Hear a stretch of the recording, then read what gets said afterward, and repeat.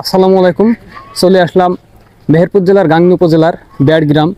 আজকের ভিডিওতে থাকছে এই গ্রামের ইতিহাস, ঐতিহ্য এবং এই গ্রামের নাম কেন বেড় হলো। তো ভিডিওটি স্কিপ না করে দেখতে থাকুন। তো আপনাদের গ্রামের নামটা কি? আমাদের গ্রামের নাম বেড় এলাঙ্গি। তো এই বেড় এলাঙ্গি হওয়ার কারণ কি? একসাথে লাগোতে আমাদের ম্যাপ ছিল চাঁদপুর ইউনিয়ন ছিল, ইউনিয়নতে ভাঙি দরকার ধান খোলা আইছে।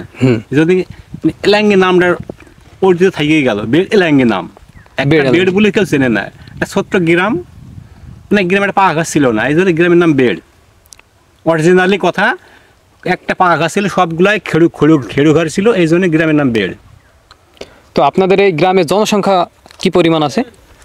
বর্তমানে এখন মানে 800 ভোটার হয়েছে, আগে 650 ছিল, আস্তে আস্তে বাড়ছে।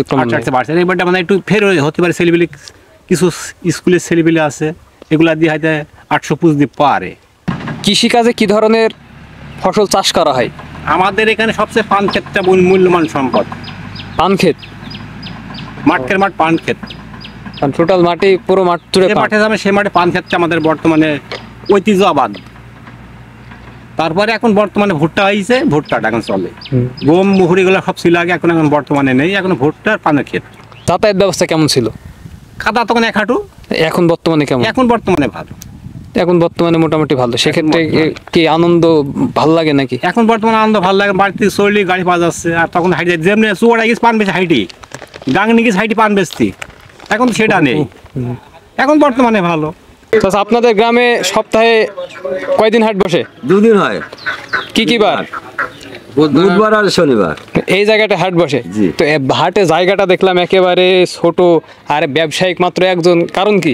কারণ লোক এখন আসছে। মানে কয়জন ব্যবসায়িক আসে? 4 জন আসে। 4 জন আসে। চাচা, এই ছোট্ট গ্রামের ছোট্ট হাটে আপনি একাই দেখতে পাচ্ছি, তো বেচা কিনা কিরকম হয় আপনার? ভালো। তো আজকের বাজার মূল্য কেমন? আলু কয় টাকা কেজি? আলু 35 টাকা। 35 টাকা। পেঁয়াজ কত? পেঁয়াজ 45। সিম কত? সিম 15। টমেটো? টমেটো ওইটা হলো 20 এটা 40। বেগুন? বেগুন 20-30 টাকা কেজি। এই যে বাজার মূল্য বৃদ্ধি পাচ্ছে নাকি কমে যাচ্ছে? কমে এখন। আমি এখন অবস্থান করছি বেড় সরকারি প্রাথমিক বিদ্যালয়। আর এই বিদ্যালয়টি কিন্তু গ্রামের একেবারে মাঝের মধ্যে অবস্থিত, একেবারে গ্রামীণ পরিবেশ আপনি বলতে পারেন। কারণ এই বিদ্যালয়ের আশেপাশে কিন্তু সবই ঘরবাড়ি। আর এই বিদ্যালয়টি বেশ চমৎকার একটি বিদ্যালয়। আর এটা হচ্ছে এই বিদ্যালয়ের পতাকা স্ট্যান্ড। পতাকা উত্তোলনের মধ্য দিয়ে কিন্তু এই বিদ্যালয়ের কার্যক্রম শুরু হয়। বিদ্যালয়ের আঙিনাটি কিন্তু খুব একটি বড় নয়, তারপরেও কিন্তু বেশ পরিষ্কার পরিচ্ছন্ন।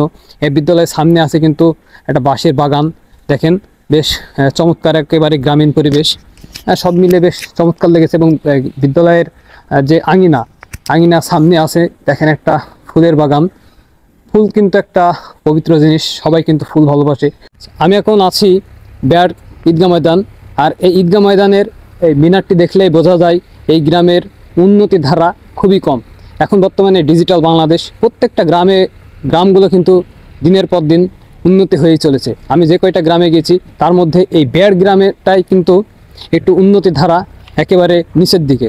তা না হলে দেখেন এই গ্রামে 800-900 মানুষের হয়তো বা বসবাস, খুব ছোট একটা গ্রাম। তারপরেও ঈদগাহ মাঠটা দেখেন, দেখলেই কিন্তু আপনারা বুঝতে পারবেন এই গ্রামে উন্নতির ধারা একেবারেই কম।